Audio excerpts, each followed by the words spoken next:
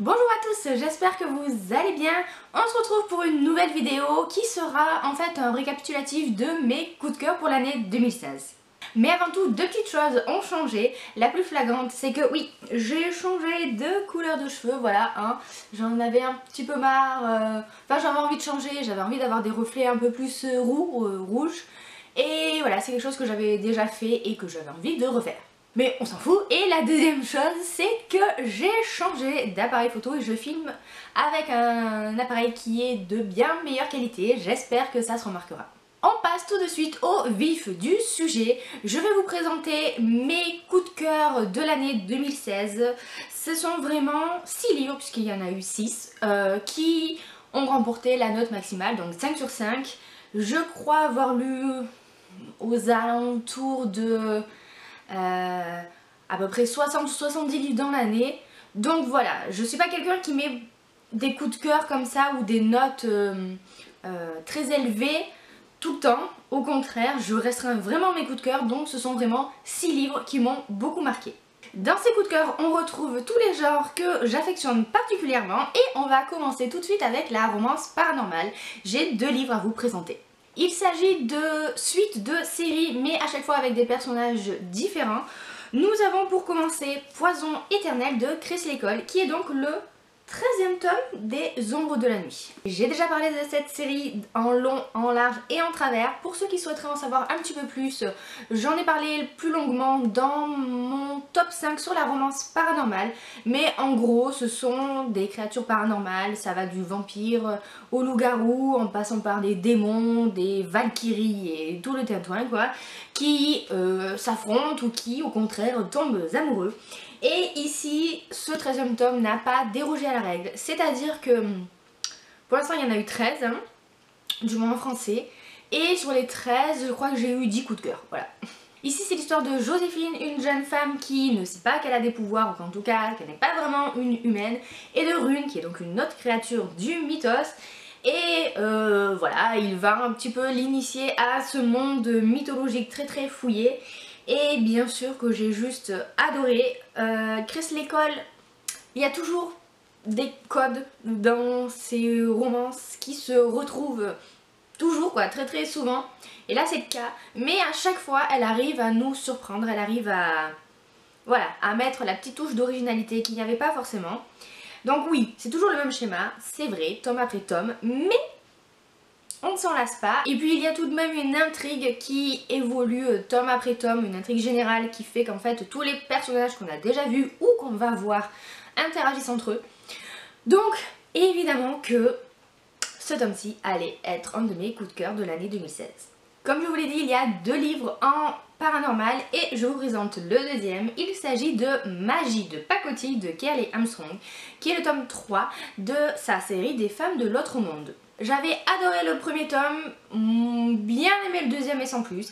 Et ici j'ai juste adoré aussi ce 3e tome qui parle en fait d'une sorcière qui s'appelle Paige, qui est la directrice d'un covent, enfin vous voyez ce genre de congrégation de sorcières, et elle doit s'occuper d'une jeune adolescente qui s'appelle Savannah et dont la mère était une sorcière qui utilisait la magie noire. Et elle va rencontrer Lucas qui se trouve être un mage. Or les sorcières et les mages ne s'entendent pas très bien. Ici cette série est un peu différente de celle de Chris Lécole parce que déjà je la trouve résolument féminine. Par exemple ici Lucas n'est pas du tout le mâle alpha auquel on est habitué, il est beaucoup plus intellectuel. Et aussi parce que on n'a pas toujours des personnages qui changent, c'est-à-dire que le tome 3 et 4 par exemple sont sur Paige et Lucas. J'ai eu le tome 4 aussi que j'avais bien aimé, mais pas autant que ce 3e tome. Donc voilà, il a mérité ce coup de cœur parce que ça mélangeait enquête policière, paranormale, mythologie un petit peu sur les sorcières et tout ça, et c'est quelque chose que j'aime beaucoup d'ailleurs. Et voilà, c'était juste une très bonne lecture, et malgré le fait qu'il contient presque 500 pages, mine de rien, ça c'est tout seul. On passe ensuite au Young Adult, j'ai 2 romans là encore à vous présenter. On passe ensuite au Young Adult, et là aussi j'ai 2 romans à vous présenter. Le premier livre, il n'y a aucune surprise là-dedans puisqu'il s'agit de Winter de Marissa Meyer. vous savez d'ores et déjà que j'adore cette série. Je pose un peu le livre parce qu'il est très lourd et très gros. Et j'aime beaucoup cette série. D'ailleurs j'avais fait une vidéo qui était consacrée à cette saga que j'aime beaucoup. Je vous la mettrai en barre d'infos si ça vous intéresse. Et donc bien évidemment ce quatrième et dernier tome ne pouvait que me plaire. J'avoue que il n'est pas tout à fait parfait, voilà, hein. Il a quelques longueurs, c'est vrai que j'ai eu un petit peu de mal à me replonger dans cet univers quand je l'ai commencé. Faut dire aussi que entre la lecture du troisième tome et du quatrième tome, il s'est écoulé un petit peu de temps, donc voilà, j'avais eu un petit peu de mal à me remettre dans cette ambiance très particulière, il faut l'avouer. Mais, mis à part ça, j'avais passé un super moment de lecture. Comme d'habitude, Marissa Meyer crée des personnages très particuliers et fait avancer son histoire en enchaînant situations catastrophiques, révélations, petits passages plus intimes entre les personnages, enfin voilà, tout ce qui fait en fait un best-seller.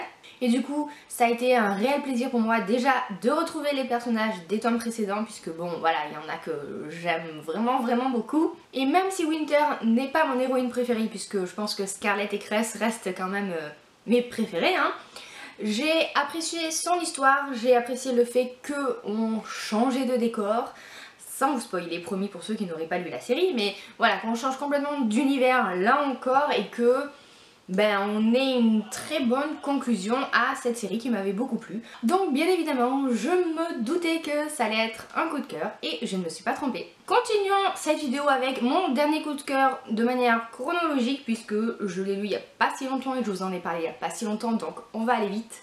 Il s'agit de Six of Crow de Leigh Bardugo, donc le premier tome. C'est l'histoire de 6 méchants, 6 hors-la-loi qui vont s'unir, qui vont être regroupés par donc, le chef des méchants qui s'appelle Jazz, qui va les regrouper pour une mission en fait pour laquelle ils sont mandatés. Une mission très dangereuse donc et qu'il n'y a que des casse-cou qui se prêteraient au jeu. Et ils vont devoir affronter plein de choses et faire un voyage pour aller accomplir cette mission. Ce sont des personnages tous très différents qui s'entendent pas forcément, qui ont des liens, certains ont des liens plus ou moins compliqués et voilà, c'était une excellente lecture. Je ne m'attendais pas en fait à ce que l'univers soit aussi fouillé et pourtant c'est le cas. La mythologie que l'auteur a créée notamment sur les Grishas, sur voilà géographiquement parlant, sur tous ces différents pays qu'elle a imaginés avec leurs coutumes, etc. C'était vraiment très bien, un roman de grande qualité là encore et avec tout ce qu'il faut d'action et de personnages atypiques pour nous intéresser. Et je crois que le gros point fort de ce roman justement ce sont ces personnages qui ne sont pas ordinaires, ce sont des vrais méchants mais pour lesquels on ne peut pas s'empêcher d'éprouver de l'affection parce que on nous raconte un petit peu leur passé et forcément on comprend pourquoi ils en sont arrivés là, même si on ne les excuse pas forcément. Mais voilà, c'était très intéressant et j'ai vraiment très hâte de lire le tome 2 qui ne devrait pas tarder, hein. J'espère que je me rappellerai de l'histoire parce que bon, j'ai un peu une mémoire de poisson rouge pour ce genre de choses. Mais voilà, si vous aimez tout ce qui est roman un petit peu d'aventure avec des personnages qui n'ont pas peur d'aller loin et de franchir des limites parce que là clairement c'est le cas et que vous aimez les héros, parce que c'est pas des héros justement mais les héros badass, pourquoi ne pas se pencher sur cette bande de méchants qui je suis sûre vous intéressera beaucoup. Et enfin, les derniers coups de cœur sont de la romance pure et dure. Nous avons une romance historique et une romance contemporaine. Au niveau de la romance historique, je vous présente Il était une fois un duc de Tessader, donc le premier tome de la série Les Héritières. J'ai d'ailleurs lu le tome 2 il n'y a pas très longtemps et je vous en parle dans mon dernier update lecture. Et ici c'est ce premier tome qui quand même m'avait plus plu. Chronologiquement c'est mon premier coup de cœur de l'année, donc c'est vrai que c'est un petit peu flou dans ma mémoire. Mais je me rappelle avoir beaucoup aimé et avoir complètement swooné quand je l'ai lu. C'est l'histoire de Izzy, une jeune femme de 26 ans qui se retrouve un petit peu à la porte en fait à la suite de la mort de son père. Son père était un écrivain très connu mais qui n'a pas forcément, comment dire, qui ne lui a pas forcément laissé de quoi vivre. Mais heureusement pour elle, un héritage inattendu arrive Et la voici propriétaire d'un château. Le problème, c'est que ce château est déjà habité. Il est habité par Ransom, un duc qui a eu une importante blessure et qui depuis se cache dans ce château inhabité en fait pour panser ses blessures et plutôt aussi pour se laisser mourir. Et elle est bien décidée à récupérer son château, mais lui, il compte bien rester dans les lieux. Cette petite romance historique contient tout ce que j'aime dans le genre, des réparties, des dialogues un petit peu enlevés quoi, une héroïne qui n'a pas froid aux yeux, mais qui quand même doit respecter certains codes, et un héros un petit peu bourru, là vous voyez, un peu brut de décoffrage, oui c'est ça, qui pense ses blessures et voilà, un ours mal léché quoi, c'est exactement ça. Donc une romance qui au final n'a peut-être rien d'exceptionnel, mais qui m'avait vraiment beaucoup plu. Encore une fois, je pense que c'est beaucoup dû à la plume de Tessa Dare. Et pour terminer, je crois avoir gardé le meilleur pour la fin, si je puis dire, parce que c'est... ouais, c'est ma lecture préférée de 2016. Il s'agit de Meilleurs ennemis de Sally Thorne, qui est une romance contemporaine assez basique, mais dont la plume est vraiment très drôle et les personnages hyper attachants. Je pense qu'il est impossible de ne pas rire à la lecture de ce roman et de ne pas, je sais pas moi, glousser ou voilà, vous savez là comme quand on était ado et qu'on se cachait derrière notre main pour pas qu'on voit nos bagues, voilà, c'est exactement ça. Ici c'est l'histoire de, je raconte n'importe quoi des fois, de Lucy et de Josh. Ils travaillent tous les deux dans la même boîte, une maison d'édition. Le problème c'est que cette maison d'édition est née de deux maisons d'édition aux lignes éditoriales opposées et surtout aux pratiques professionnelles opposées. Et donc Josh il est très à fond dans les chiffres, dans la rentabilité, dans voilà ce genre de choses, alors que Lucy elle est plus voilà pas hippie, mais bon, on est là pour découvrir de nouveaux auteurs, de nouveaux artistes, on aime le côté très littéraire en fait du métier. Et tous les deux en fait sont les assistants, servent chacun le boss qui, oui, les deux têtes pensantes de l'entreprise, qui sont donc un homme et une femme. Et en fait tous les deux vont se retrouver en compétition puisque leurs deux patrons va leur demander en fait de faire leurs preuves puisqu'ils comptent promouvoir un des deux. Et là vraiment on arrive dans le vif du sujet parce que voilà, Lucy et Josh ne peuvent pas se voir en peinture, mais vraiment, alors qu'ils sont dans un bureau face à face, chacun toute la journée, couverts de vitres, de miroirs où ils ne peuvent vraiment pas s'éviter. Et ils passent leur temps à jouer à des jeux de pouvoir, genre celui qui baisse les yeux il a perdu, genre je fais comme toi tu es en train de faire. Mais voilà, c'est à mourir de rire parce que en fait on dirait, c'est la limite entre les jeux de la cour de récré débile quoi et le harcèlement. Parce que limite c'est un peu ça, mais bon ils sont tous les deux responsables, aussi responsables l'un que l'autre. Et les voir comme ça en compétition, c'est vraiment très drôle. Donc on a toute cette première partie du roman très amusante. Et ensuite, ben voilà, ils apprennent un petit peu mieux à se connaître mine de rien. Et ils développent quelque chose. Et voilà, après on a une autre partie qui est absolument adorable. Et là on découvre vraiment les personnages et notamment Josh. Et là, une fois qu'on a bien ri avec eux, même si on continue à rire tout le reste du roman, mais une fois qu'on a bien ri avec eux, on les adore. Voilà, on les adore. Et vraiment quand j'ai terminé cette histoire, bah j'étais hyper triste de les quitter. Je sais pas comment expliquer ça, mais j'ai vraiment vécu l'histoire avec eux. Et rien que pour ça, je pense que Meilleur ennemi va vraiment être la lecture 2016 qui m'a le plus marqué.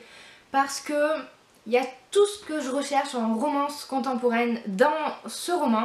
Et si jamais par exemple vous aimez la romance, bah, voilà quoi, voilà, hein, n'hésitez pas.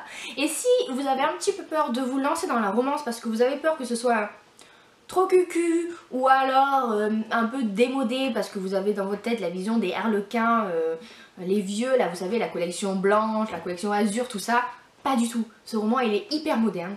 Donc voilà, peu importe ce que vous aimez, foncez. Et voilà, on en a terminé avec mes coups de cœur de 2016. Au final, je pense que ce sont des lectures qui résument assez bien mes préférences littéraires, hein, on est d'accord. Une dernière petite chose avant de se quitter, je me suis inscrite sur Snapchat, ça y est, j'ai franchi le pas. Et donc du coup, je vous invite à me suivre si ça vous intéresse sur Snapchat. Mon pseudo est Eléa des passions, comme d'habitude. Et sur ce, moi, je vais vous laisser, j'espère que la vidéo vous a plu. J'espère que vous passerez un bon réveillon du nouvel an. Je vous fais plein de gros bisous, je vous souhaite de très bonnes lectures à venir et à bientôt dans une prochaine vidéo. Mais avant tout, deux petites choses ont changé. La plus flagrante, c'est que... La plus fragrante... J'en ai parlé longuement dans mon top. Ici, c'est l'histoire de Joséphine, une jeune humaine qui ne sait pas tout à fait qu'elle a des pouvoirs, et de Rune, qui est un... Ah, mais qu'est-ce qu'il est Rune déjà? On pense... Non, on pense pas, non, on passe. Oui, on passe. Ça y est, ça commence. Il est habité par Ransom. Il est habité par Ransom, un duc qui... Ah, le trou. Ça s'est vu. Ah, le trou. Le problème, c'est que cette maison d'édition est née de la fusion de deux maisons d'édition différentes, All In Editoris opposées. All In Editoris. Éditorial. J'ai dit éditoris, non? Les...